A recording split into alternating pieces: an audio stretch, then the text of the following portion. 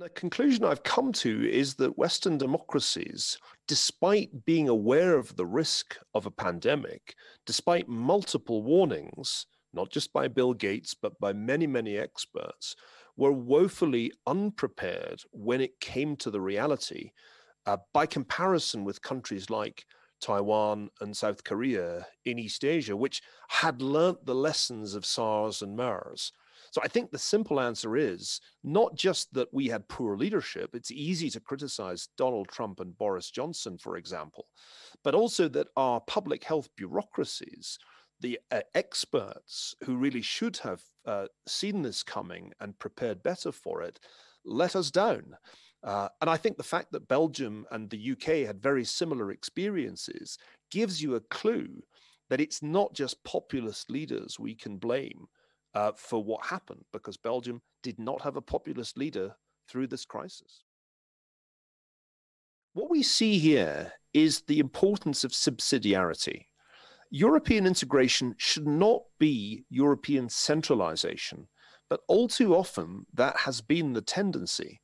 And I think if one looks back at successive crises that the European Union has grappled, the financial crisis, then the migration crisis, and now this crisis, one's bound to conclude that things have gone poorly because of bad decisions at the central government or by the big or biggest countries in the EU.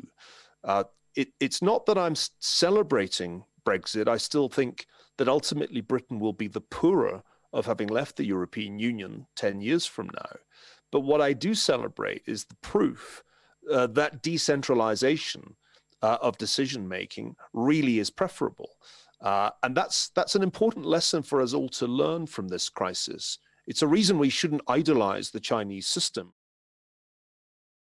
The damage that this has done to China's reputation around the world is really remarkable. I didn't mention it in my talk, but European attitudes to China have grown a great deal more negative in the past 12 months. Now, that's the other side of this story I told about European non-alignment.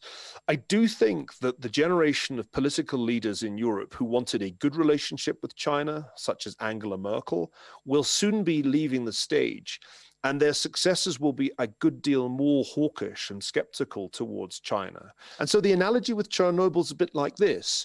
It took 4 years, didn't it, from Chernobyl to the collapse of the Soviet Union.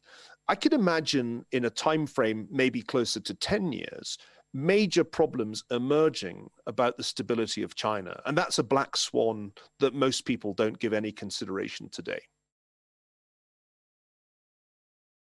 I think it's a reminder that however much you hate Donald Trump, and Europeans by and large hate Donald Trump, he did change the direction of US policy fundamentally on China and on trade. And those are not things the Biden administration is going to change. In fact, I don't think the Biden administration is going to be able to turn the clock back to the Obama years on key issues of substance, in particular security and the China question.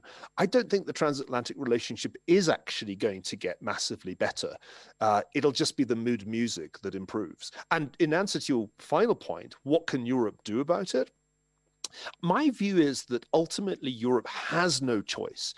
If it is Cold War II, and I believe it is, it cannot possibly side with the one-party state that is herding Uyghurs into concentration camps and placing its citizens under a system of Orwellian surveillance. We can't possibly side with China if China decides to go after Taiwan's autonomy or continue to militarize the South China Sea.